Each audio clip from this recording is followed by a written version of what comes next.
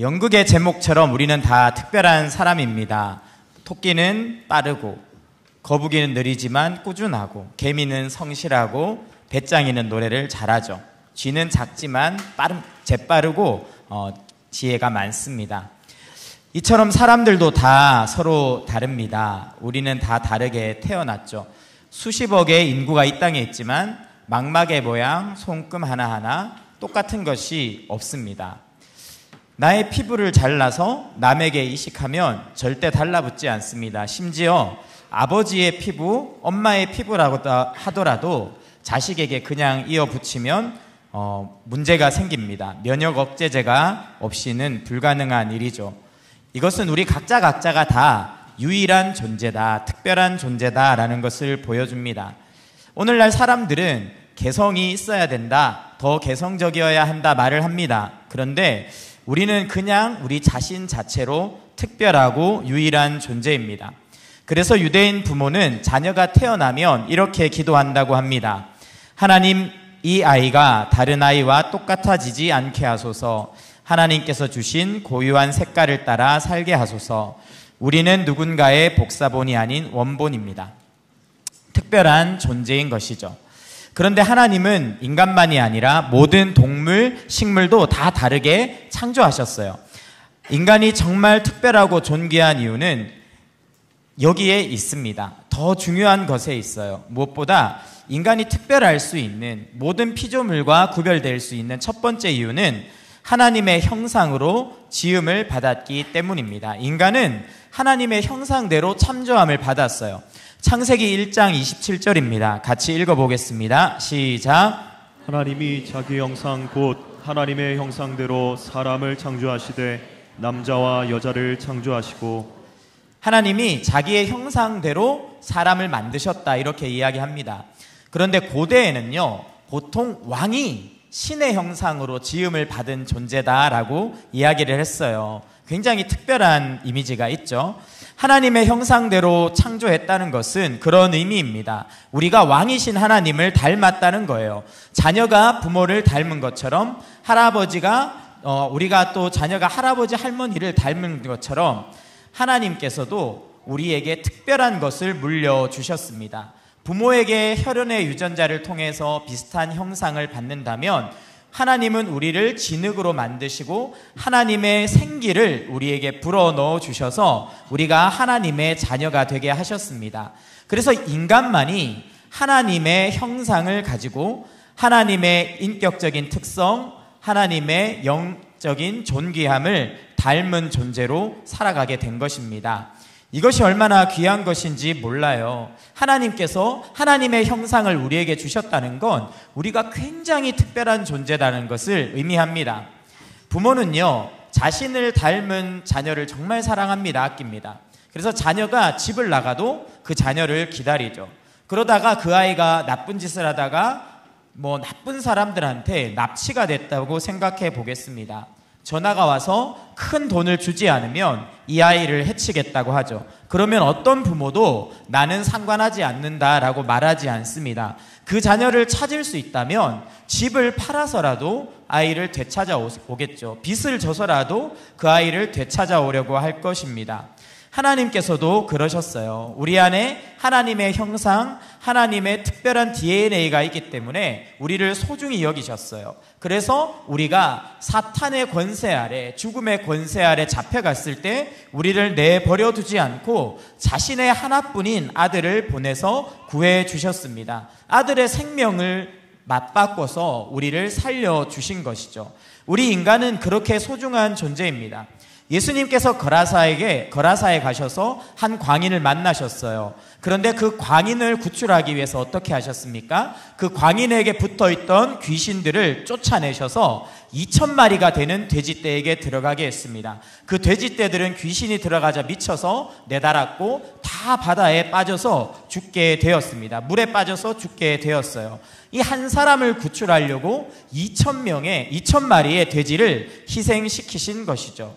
이것이 바로 인간의 특별한 가치입니다. 무엇과도 바꿀 수 없는 가치죠. 오늘날 사람들은 사람의 가치를 생산성으로 따져요. 너는 연봉이 얼마야? 얼마나 돈을 많이 벌어? 이것을 가지고 사람들을 평가하려고 합니다. 또는 그 사람이 얼마나 인기가 좋냐를 따집니다. SNS 팔로워가 얼만가. 그것이 곧 그 사람의 재산이고 영향력이죠. 그래서 나의 그런 사교성, 특별한 인격적인 매력을 통해서 얼마나 많은 사람에게 즐거움을 주는가. 그것이 오늘은 또 우리에게 가치가 됩니다. 그러다 보니까 늙어가고 또는 사고가 생겨서 장애가 생기거나 직장에서 쫓겨나고 사업이 어려워져서 실패하는 등의 인생의 장애물을 만나면 중심부에 있던 사람들이 순식간에 주변으로 밀려납니다. 그러면서 가치 없는 사람처럼 사람들에게서 잊혀지게 되죠. 하지만 인간은 하나님의 형상을 가진 존재이기에 실패했다고 하더라도, 몸이 상했다고 하더라도, 늙었다 하더라도 그 존엄함은 사라지지 않습니다. 그 존재 자체로 존귀한 것이죠. 어떤 자매가 어려서부터 교회를 다녔어요. 그 자매는 자신의 특별함이 착함에 있다고 생각했습니다. 주변 사람들에게 따뜻하게 웃어주고 다른 사람들을 잘 대해주면서 나는 참 착해, 나는 특별한 사람이야, 이렇게 생각했어요. 그런데 자신의 착함을 스스로 지킬 수가 없었습니다. 어떨 때는 친구들 때문에 너무 화가 나기도 하고 부모님의 말씀을 들을 수 없는 자기 자신을 발견했죠. 그러면서 내가 원하는 만큼 착하지 않구나, 이것을 깨달으면서 자기 자신이 미워지는 거예요. 그러다가 청년기가 되었습니다. 그러다가 자기를 사랑해주는 멋진 남자친구가 나타났어요. 너무나 멋진 남자친구가 나를 사랑하니까요, 특별하다고 느껴지기 시작했습니다. 내가 이렇게 인기녀구나. 이렇게 멋진 남자가 나를 좋아하는 걸 보니 나는 잘 나가는 게 맞아. 나는 괜찮은 여자야. 이렇게 생각을 했습니다. 그런데요, 그가 점점점 시간이 지나면서 나에게 무관심해지고, 남자들 특징 중에 하나가 이쁜 여자가 지나가면 이렇게 봐요. 딴 여자가 더 예뻐 보이는 여자 지나가면 이렇게 봅니다. 그럴 때마다 너무나 내 자신이 초라해지고 자기를 사랑해주는 그 남자를 믿을 수 없게 되는 것이죠. 내 행복이 여기에 없다는 것을 깨달았습니다. 사람들이 남자에게는 행복을 찾으면 안 돼 하는 이야기가 귀에 들리기 시작했어요. 그래서 다시 이 자매는요, 열심히 공부하고 일로 성공해야겠다라고 생각했습니다. 그래서 취업을 했고 나름대로 여러 가지 많은 경제활동을 통해서 부를 쌓았어요. 그러면 자기가 정말 행복할 줄 알았어요. 그런데 거기에도 진정한 행복이 없는 거예요. 직장에는 늘 나보다 잘하는 사람이 있었습니다. 사회에 나가보면 나보다 더 좋은 차를 타고 나보다 더 큰 집에 사는 사람들이 얼마든지 있는 거예요. 그럴 때마다 열등감과 좌절감을 느끼게 됐어요. 그때 다른 사람들이 이렇게 말했어요. 거기에는 행복이 없어. 다른 사람을 열심히 도와봐. 다른 사람들을 행복하게 만들어줘봐. 그러면 너도 행복해진다. 그래서 이 자매는요, 끊임없이 다른 사람에게 자신의 것을 나누어주며 봉사하고 섬기기 시작했어요. 그렇게 다른 사람들을 돕고 섬기고 힘든 사람들의 이야기를 듣다 보니까 어떻게 됐냐면 점점 지쳐가는 거예요. 내가 끊임없이 퍼줄 수 있는 존재가 아니라는 것을 스스로 깨닫는 겁니다. 도대체 나는 언제 행복할 수 있는 걸까? 하라는 대로 다 해봤는데 왜 내 마음엔 이렇게 큰 구멍이 있는 걸까? 괴로워지기 시작했어요. 그러다가 복음을 만났습니다. 예수님이 나를 너무나 사랑하신다는 그 말씀을 깨닫게 되었어요. 그제서야 이 자매는요, 내가 무엇을 해서가 아니라, 내가 특별히 더 잘나서가 아니라 하나님이 하나님의 형상으로 나를 만드시고 아들의 생명을 버리셔서 나를 구하실 만큼 내가 소중한 존재구나 하는 것을 깨닫자마자 자유함을 얻었어요. 만족함을 얻었어요. 내가 너무나 특별한 하나님의 사랑받는 자녀라는 것을 깨닫게 되었습니다. 오늘 우리가 봉독한 말씀을 함께 읽어보겠습니다. 신명기 7장 7절입니다. 시작. 여호와께서 너희를 기뻐하시고 너희를 택하심은 너희가 다른 민족보다 수요가 많기 때문이 아니니라. 너희는 오히려 모든 민족 중에 가장 적으니라. 네, 여기 뭐라고 말씀하십니까? 너희가 숫자가 많아서, 너희가 힘이 있어서 대단해서 택한 것이 아니라 오히려 가장 작아서 너희를 택했다. 나는 너희를 조건을 보고 선택하고 사랑한 것이 아니라 네가 그냥 너라서, 못났고 때로는 약하고 때로는 너무나 실망스럽지만 있는 그대로의 너라서 나는 너를 사랑해. 너의 그 연약함까지도 나는 특별하게 여긴단다. 왜냐하면 너의 안에 하나님의 형상이 있기 때문이야. 너는 그 자체로 특별해 라고 하나님은 말씀하시는 것이죠. 두 번째로 그리스도 안에서 재창조된 걸작품이기 때문에 우리는 특별하고 소중합니다. 우리는요 그리스도 안에서 걸작품으로 지어져 갑니다. 에베소서 2장 10절을 보면 우리는 그가 만드신 바라 이렇게 나와 있어요.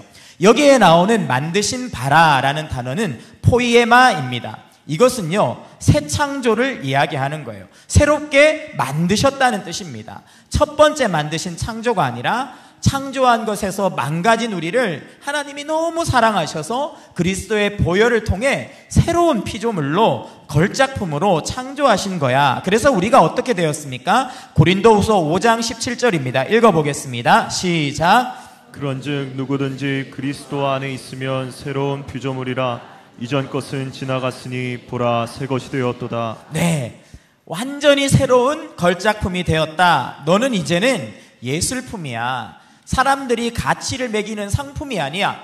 너는 그 자체로 가장 소중한 존재야 라고 이야기를 하시는 겁니다. 하나님의 말씀이 그렇게 우리를 높이는 것이죠.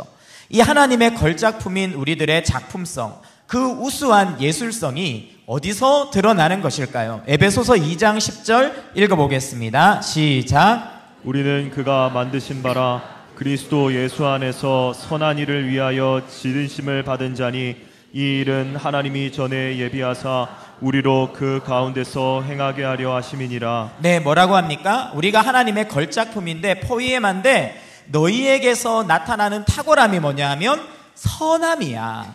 너희의 가운데서 선함이 나타날 때 너희가 나의 작품이라는 것이 드러나 라고 말씀하시죠. 왜 우리에게서 선함이 나타날 때 우리가 걸작품으로서의 가치를 드러내는 것입니까? 사람들은요 절대 선할 수 없기 때문이에요. 모든 인간은 타락하고 망가졌어요. 스스로는 착한 일을 할 수도 없고 하나님을 따를 수도 없고 하나님의 말씀에 순종할 수 없어요. 오직 죄의 종노릇 할 수밖에 없는 것이 모든 사람이에요. 그런데 하나님이 우리를 새롭게 빚어주시면 어떻게 됩니까? 선을 행할 능력이 우리 안에 나타난다는 겁니다. 세상 사람들은요 아이돌이라고 해보겠습니다. 너무 인기가 좋아요. 사람들이 그 사람만 나타나면 아 하고 막 소리를 질러요. 그런데 그런 아이돌들이 다 그런 건 아니지만 때로는 뉴스에서 음주운전을 하거나 성적인 잘못된 행동들을 해서 너무나 큰 인기가 한순간에 빛이 발하는 것들을 보게 됩니다.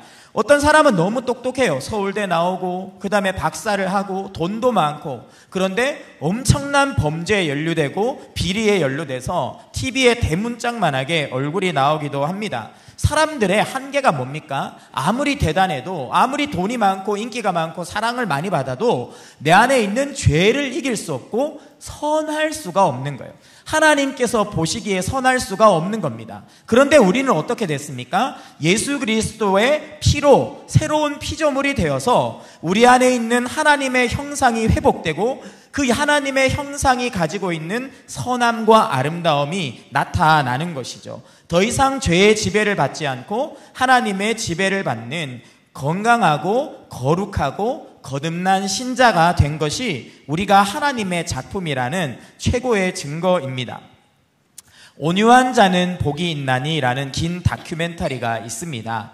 거기에 한 남자가 나오는데 이 남자를 20년 가까이 쫓아가면서 다큐를 찍은 거예요. 이 남자는 지적장애가 있어서 말도 제대로 못했습니다. 그리고 지체장애가 있어서 거동도 잘 되지 않았어요. 가족도 없었습니다. 항상 혼자였어요.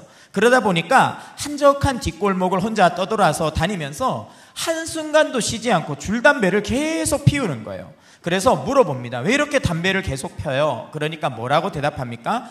빨리 죽고 싶어서 그렇습니다. 이런 대답을 했습니다.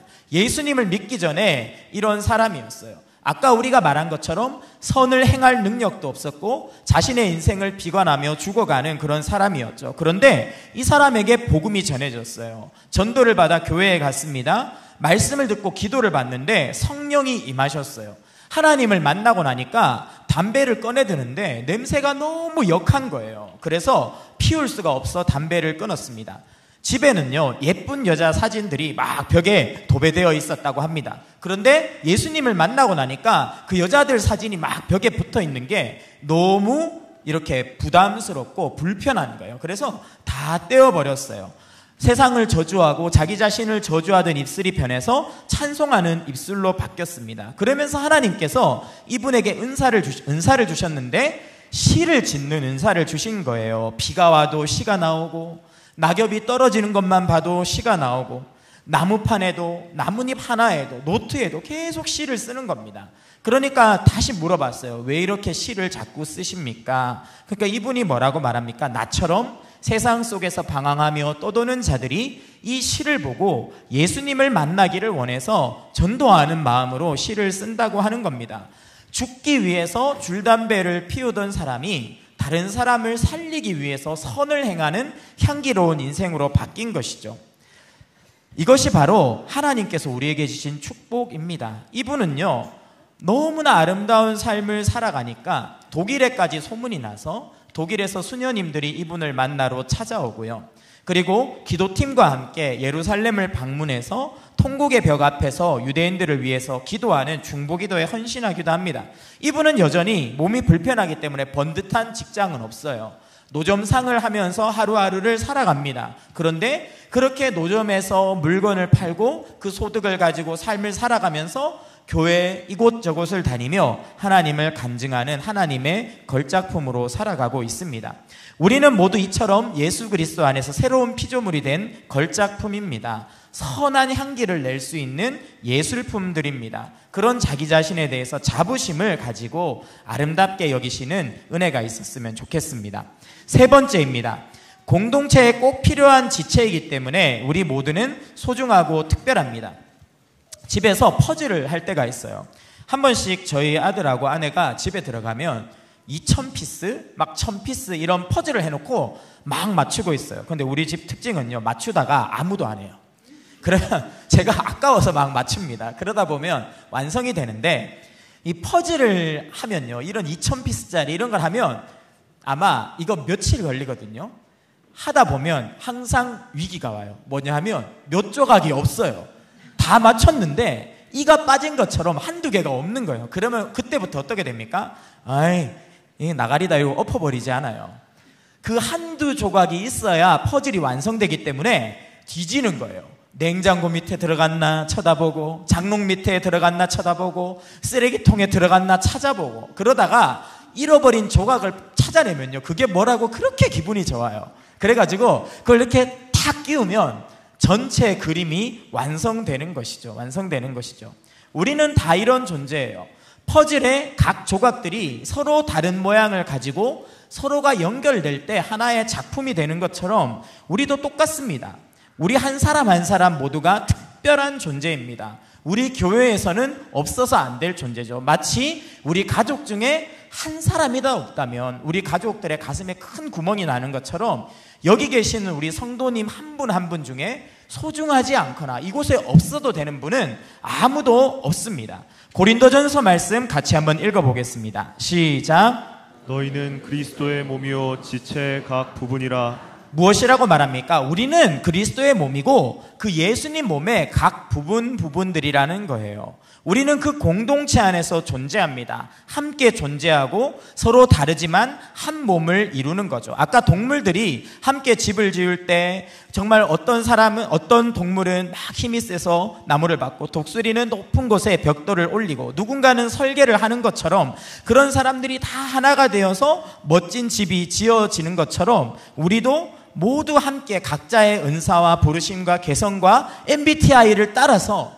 우리가 다락방에서 또 우리 소그룹에서 서로 하나 되고 소통하고 예수님을 예배할 때 우리는 아름답게 더 사랑의 교회를 세워갈 수가 있는 것이죠. 교회만이 아니에요. 공동체도 똑같습니다. 사람들마다 은사가 달라요. 그래서 각자의 직업을 가지고 이 사회가 운영되고 있습니다. 어떤 사람은 베이커리를 하고요. 어떤 사람은 커피를 잘 내리고요. 어떤 사람은 옷을 잘 팔고 전기를 잘 만드는 사람도 있습니다.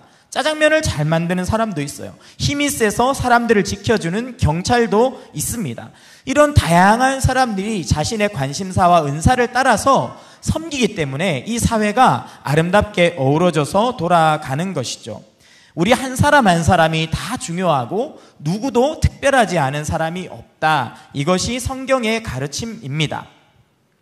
아름다운 숲을 이루려면요, 한 가지 나무만 존재해서는 안 돼요. 숲을 가보면 소나무, 잣나무, 전나무, 상수리나무, 밤나무, 나무 아는 게 몇 개 없어요. 편백나무, 이런 나무들이 쫙 어우러져 있습니다. 그러니까 숲이 건강한 거예요. 어떤 나무가 높이 자라니까 그 나무보다 더 높이 자라려고 밑에서 발버둥 치는 나무들도 점점 건강해지고, 소나무의 병충해가 돌아서 소나무들이 죽을 때에는 또 다른 화렵수들은 건강하게 자라서 숲을 메워가고, 그렇게 다르기 때문에 숲이 유지될 수 있는 거예요. 한 가지만 있어서 아름답다고 소나무만 다 심어보세요. 제선춘병이 쫙 돌잖아요. 그 산은요, 순식간에 벌거숭이 산이 되는 것입니다. 서로 섞여 있어야 질병에도 저항할 수가 있는 거죠. 우리 공동체도 그렇습니다. 오케스트라처럼 바이올린도 있고 플룻도 있고 북도 있고, 어떤 사람은 또 지휘를 하고, 이런 것들이 어우러질 때 주님께서 기뻐하시는 가장 아름다운 교향곡이 나타나는 겁니다. 예전에 우주 왕복선을요 쌓아 올렸다가 뻥 하고 터졌어요. 그런데 원인을 밝혀보니까 고무링 작은 거 하나가 없어서 그 엄청나게 고가의 우주선이 폭발을 했다고 합니다. 전기 퓨즈는요 엄청 작아요. 요만합니다. 손톱만 합니다. 그런데 이 퓨즈가 제대로 작동을 안 하면 온 집안이 잘못하면 불에 타는 것이죠.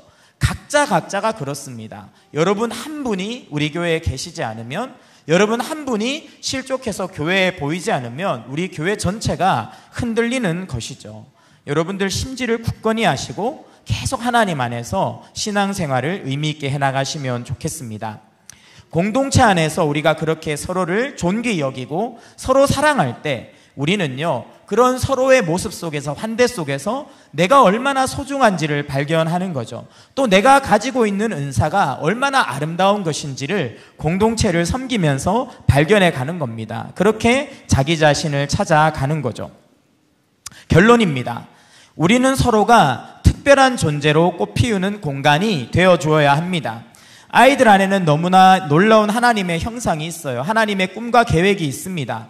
아이들의 영혼은 씨앗과 같아요. 씨앗을 땅에 심은 다음에 바로 열매를 거두려고 하면 아무것도 할 수가 없습니다. 기다려야 됩니다. 인내해야 됩니다. 그러면 싹이 나고 줄기가 올라오고 잎이 나고 꽃이 피고 마지막에 열매가 맺히죠.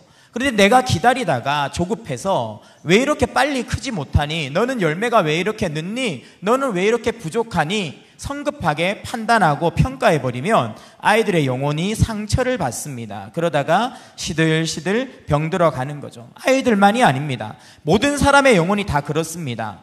다른 사람을 말씀으로 지적하고 율법으로 지적하고 나의 기준으로 지적하면 그 사람들의 영혼은 병들기 시작합니다. 그 안에 있는 하나님의 심어놓으신 형상이 싹트지 못하고 점점점 힘을 잃어가는 것이죠.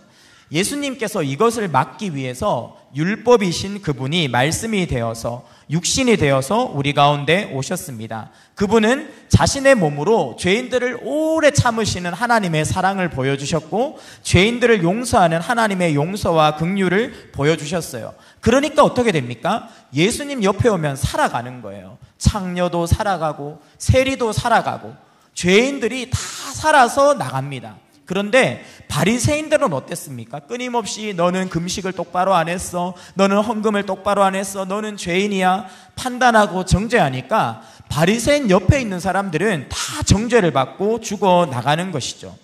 예수님 곁에서는 사람들이 쉴 수 있었어요. 그러니까 그 곁에 있는 사람들은 새로운 피조물이 되어 간 것이죠.